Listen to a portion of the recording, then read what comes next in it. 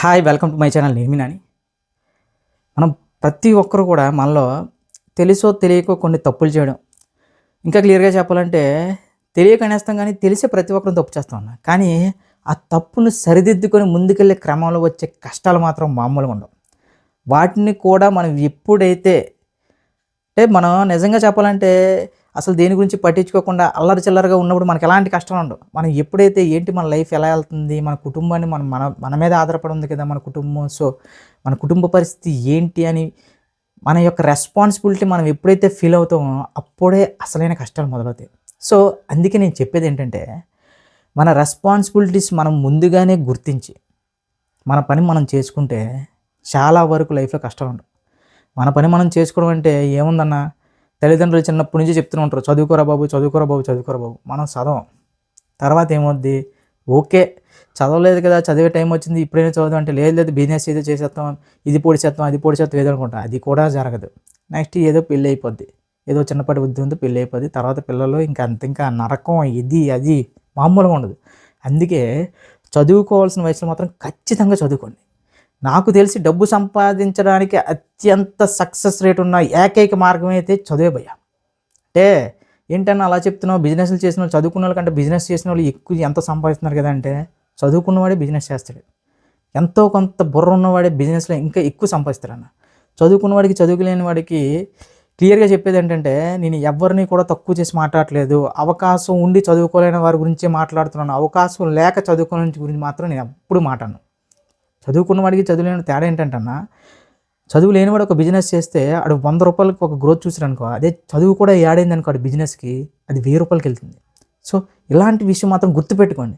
ప్రతి ఒక్కరిలో ఏముంటుందంటే బిజినెస్ చేసేద్దాం బిజినెస్ చేద్దాం బిజినెస్ చేద్దాం బిజినెస్ బిజినెస్ అనేది అంత ఆషామాషి విషయం కాదు. దోల తీరిపోద్ది, మామూలుగా కాదు. రోజులో ఒక 1000 మంది బిజినెస్ అంటూ దిగితే అందులో 1% కూడా సక్సెస్ రేట్ అవడం చాలా కష్టం. చెప్తున్నావు కదా, ఒక బిజినెస్ సక్సెస్ కావాలంటే నైట్కి ఏం జరిగిపోదు. దాదాపు నువ్వు ఏదైతే చేద్దాం అనుకుంటే దాని మీద ఒక 10 నుంచి 5 సంవత్సరాల మినిమం నీకు ఎక్స్పీరియన్స్ ఉంటేనే బిజినెస్ అనే దాంట్లో దిగు. ఎవరికో ఏదో జరిగింది ఇలా జరిగింది వాళ్ళు దాంట్లో సంపాదిస్తున్నాడు నేను అందులోకి వెళ్ళిపోతానంటే నీ అంత అమాయకుడు ఎవరు ఉండరు.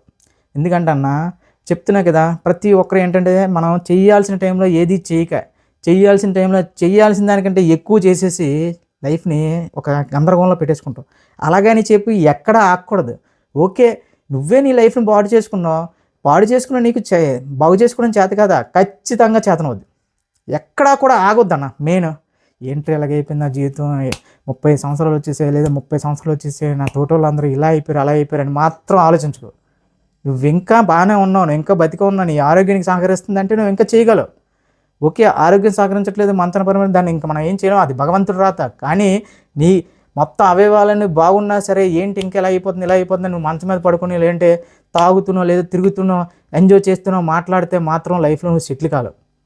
కొన్ని రోజులు నువ్వు తాగడమైనా మానే, అంటే మందు అలవాటు ఉన్న వాళ్ళు కూడా చెప్తున్నాను, నీకు నీ నిజమైన ఫ్రెండ్స్ తెలియాలంటే మాత్రం నువ్వు తాగుడు మానేస్తేనే తెలుస్తారు.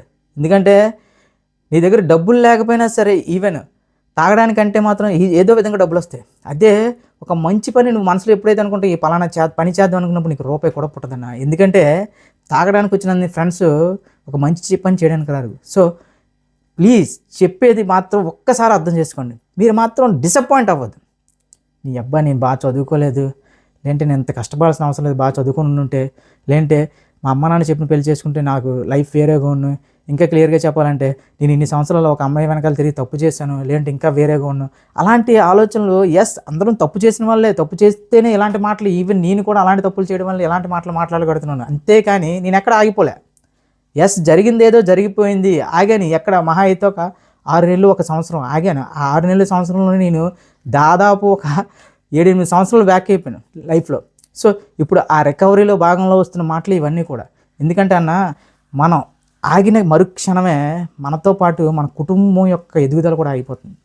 మనం ఏంటంటే మనకి వ్యాపారంలో నష్టం వచ్చిందనో, లేదంటే సరిగ్గా చదువుకోలేదనో, చదువుకున్న దానికి సరిగ్గా ఉద్యోగం రాలేదనో, ప్రేమించిన అమ్మాయి దక్కలేదనో ఏదో విధంగా ఒక డైవర్ట్ అవుతూ ఉంటాం. మనల్ని పట్టించుకోం, మన కుటుంబాన్ని పట్టించుకోం. దానివల్ల ఏమవుతుందంటే నువ్వొక్కడు బాగోపోవడం వల్ల నీ కుటుంబం కూడా వెనక్కి వెళ్ళిపోతుంది. సో దాన్ని అర్థం చేసుకో. జరిగింది జరిగిపోయింది, దాన్ని ఎప్పుడు వెనక తీసుకురాలేదు. కానీ జరగబోయేది మాత్రం నీ చేతిలోనే ఉంటుంది. సో మళ్ళీ చెప్తున్నా, డబ్బు అనేది మాత్రమే నీకు నీ ఆకలి తీర్చేదైనా, నీకు మనశ్శాంతి ఇచ్చేదైనా సరే, ఏదైనా సరే డబ్బు మాత్రమే అన్న. ఈ రోజుల్లో అదే సంపాదించండి అన్న. మీరు ఆగిపోద్దు, తప్పు జరిగిపోయింది లైఫ్లో అని చెప్పి ఎప్పుడైతే ఆగిపోతామో అక్కడితోనే నీకు ఇంకా నీ లైఫ్ అనేది ఆగిపోయినట్టే. వన్స్ ఎస్ జరిగిపోయింది, ఇప్పుడు ఏంటి, నెక్స్ట్ ఏంటి, నెక్స్ట్ ఏంటి, నెక్స్ట్ ఏంటి, ఏం చేయగలను, ఏం చేయగలను, ఏం చేయగలను అనే ఆలోచన మాత్రమే రావాలి నీకు. ఇంక నేను ఏం చెయ్యలేను అనే ఆలోచన వస్తే మాత్రం అది నీకు నువ్వు ద్రోహం చేసుకున్నట్టు కాదు, నీ కుటుంబానికి నువ్వు ద్రోహం చేసుకున్నట్టు. అన్న, మనం మనుషులుగా పుట్టామన్నా. మనల్ని కష్టపడి పెంచి ఎన్నో నొప్పులు భరించి అమ్మకంటది, ఎన్నో కష్టాలు పడి నాన్న పెంచుతాడు. కనీసం వాళ్ళకి కూడా సరిగా చూసుకోకపోతే, వాళ్ళ అనుకున్న కలలు కూడా మనం నెరవేర్చలేకపోతే ఇంకా మనం ఎందుకన్నా. అలా అని చెప్పి ఈ నెరవేర్చలేకపోతున్నా నేను ఒక కుంగిపోవద్దు, ఏదో ఒక లోకి ఫీల్ అవ్వద్దు. ఎందుకు నెరవేర్చలేకపోయాను, సో అలా చేయడం వల్లే గతంలో నెరవేర్చలేకపోయాను, సో ఖచ్చితంగా వేరొక మార్గం అనేది ఉంటుంది, నేను కష్టపడతాననే భావన ఉంటే మాత్రం నీ తల్లిదండ్రులు నువ్వేం అద్భుతాలు చేయక్కర్లే. నువ్వు కష్టపడితే కనిపిస్తే చాలు, నా కొడుకు మా కోసం కష్టపడుతున్నారనే ఆనందం ఉంటుంది. సో ఆ ఆనందంతో పాటు ఎప్పుడైతే నువ్వు అనుకున్న అమౌంట్ని, అనుకున్న విధంగా డబ్బుని ఎప్పుడైతే నువ్వు సంపాదిస్తావో ఆ రోజు మాత్రం నేను ఎవడ ఆపలేడన్నా. 100 మంది 100 మాటలు మాట్లాడతారన్నా మన గురించి. మన టైం బాగాలేనప్పుడు, మన టైం వచ్చినప్పుడు మాత్రం మన ఎదురుగా కన్నెత్తాలంటే సరే భయపడాలా అంటారు ఎవడైనా సరే.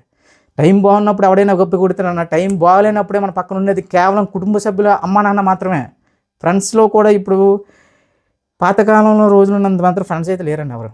మన ఫ్రెండ్స్లో కూడా ఒక టైం వరకే. మన ఫ్రెండ్స్ కూడా కుటుంబాలు ఏర్పడితే వాళ్ళు కూడా వాళ్ళ లైఫ్లో ఉంటాయి, వాళ్ళ బిజీ షెడ్యూల్ ఉంటాయి.